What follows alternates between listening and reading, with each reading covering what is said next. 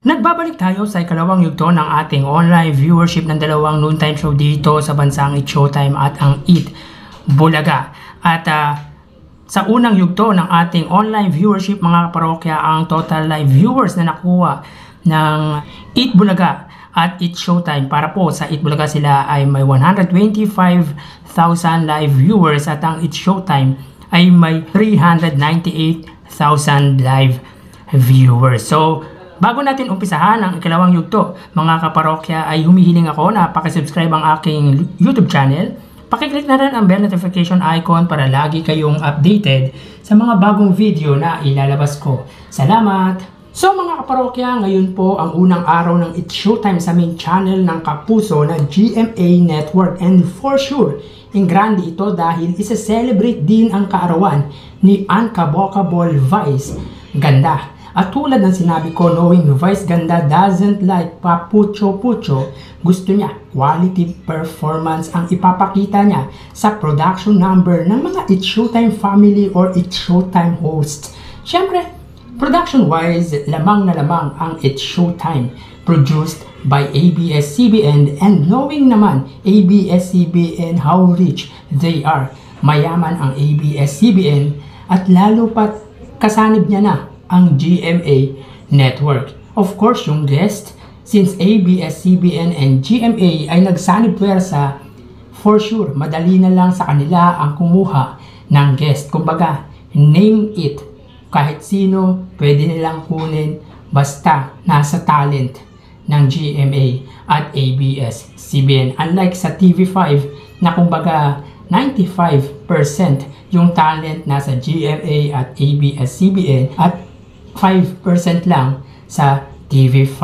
Yun ang naging advantage din ng Eat Showtime sa katunggalin nitong programa na Eat Bulaga. Turning 15 years in the noontime industry ay hindi din biro dahil hindi tatagal yan kung hindi gusto ng masa. Vice is a genius. He can make us laugh in any kind of way, on the spot din kung mag-isip at para ka mapatawa. I have heard na maraming kapuso star ang guest sa first day ng Eat Showtime sa GMA. Sa Eat Bulaga, si Andres Mulak lang ang kanilang itatapat. Ang tanong doon, masusustain kaya ng Eat Bulaga ang mataas na ratings? And obviously, pag Sabado po ay kinukuha po ng Eat Showtime ang ratings sa pananghaliang programa. At narinig din natin na si Raffy Tulfo ay mag-guest din sa Eat Bulaga. So siguro sa production lang magkakatalo yan kasi iba ang malaki ang production, unlike sa Eat Bulaga na nag-uumpisa lang ang production nila. Eat Bulaga name is well recognized. Yes, simple lang kahit sila lang at walang guest, okay na. Iba ang atake ng bawat isa. Pure entertainment ang Eat Showtime. Ang Eat Bulaga naman ay nakafocus sila sa pagtulong sa masa, and I think doon nag-focus ang Eat Bulaga, yung pagtulong sa mamamayan. So tingnan natin kung anong mangyayari sa dalawang noontime show ngayong araw at ano ang kalalabasan ng ratings nito. So tara, ating alamin ang online viewership ng dalawang bigating noontime show. Para sa Eat Bulaga under TVJ Facebook page na may 2.2 million followers at sa Eat Showtime naman na may 17 million followers. So sa unang yugto ng kanilang online viewership sa kanilang Facebook, ang Eat Bulaga ay may 16,000 viewers at ang Eat Showtime naman ay may 82,000 live viewers. So as of 1:14 PM, ang Eat Bulaga na may kasalukuyang segment na Gimme 5, sila ay may 18,500 live viewers. At ang Eat Showtime naman na kasalukuyan ay naka-commercial break, sila ay may 45,400 live viewers. So click po natin mga kaparokya para makita po natin yung actual numbers. So para po sa Eat Bulaga, sila ay may 18,500 live viewers, samantalang ang Eat Showtime ay may 45,000 live viewers. So ulitin po natin mga kaparokya, as of 1:17 PM ang Eat Bulaga, sila ay may 18,500 live viewers, samantalang ang Eat Showtime ay may 45,000 live viewers.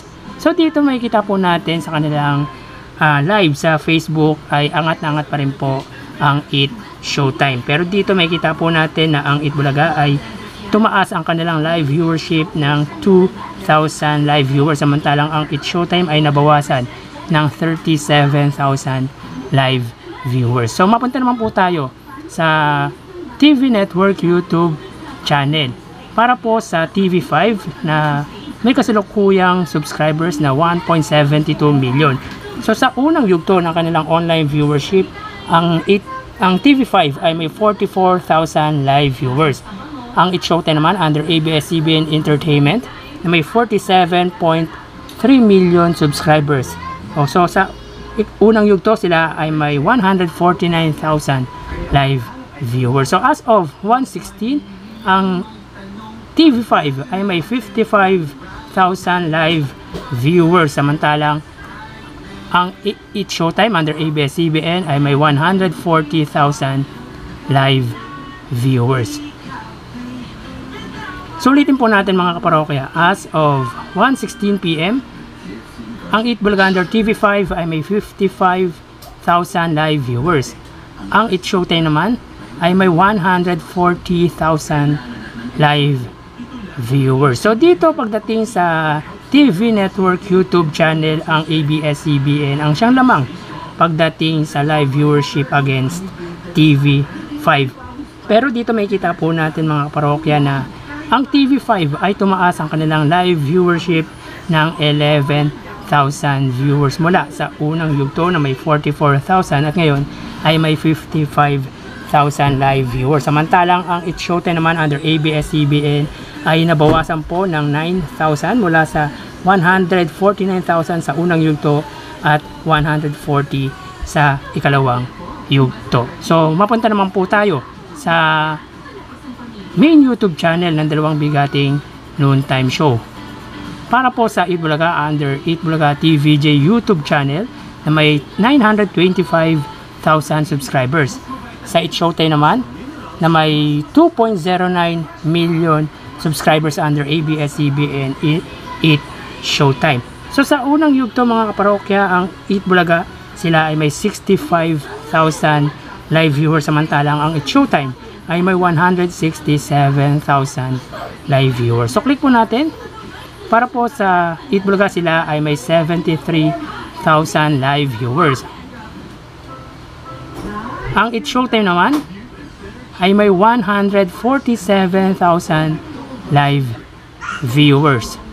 So ulitin po natin, as of 1:18 PM, ang Itbulaga sila ay may 73,000 live viewers. Samantalang ang It Showtime ay may 147,000 live viewers. So dito sa main YouTube channel para sa ikalawang yugto ay may kita po natin na lamang ang It Showtime kesa sa Itbulaga sa kanilang online viewership. Pero dito may kita po natin na tumaas ang viewers ng Itbulaga ng 8,000 mula sa 65,000 sa unang yugto, at sa ikalawang yugto sila ay may 73,000 live viewers. Sa It Showtime naman na may 167,000 sa unang yugto at may 147 sa ikalawang yugto, sila ay nabawasan ng 20,000 live viewers. So bali ang total na nakuha ng Itbulaga sa ikalawang yugto, sila ay may 146,000 live viewers. Samantalang ang It Showtime, sila ay nakakuha ng total live viewers na 333,000 live viewers. So yan po ang lumalabas sa kanilang online viewership as of 1:22 PM. At mamaya ho, magbabalik po tayo sa ikatlong yugto ng ating online viewership ng dalawang bigating noontime show dito sa bansa. Magpapaalam po muna ako pansamantala. Thank you and God bless.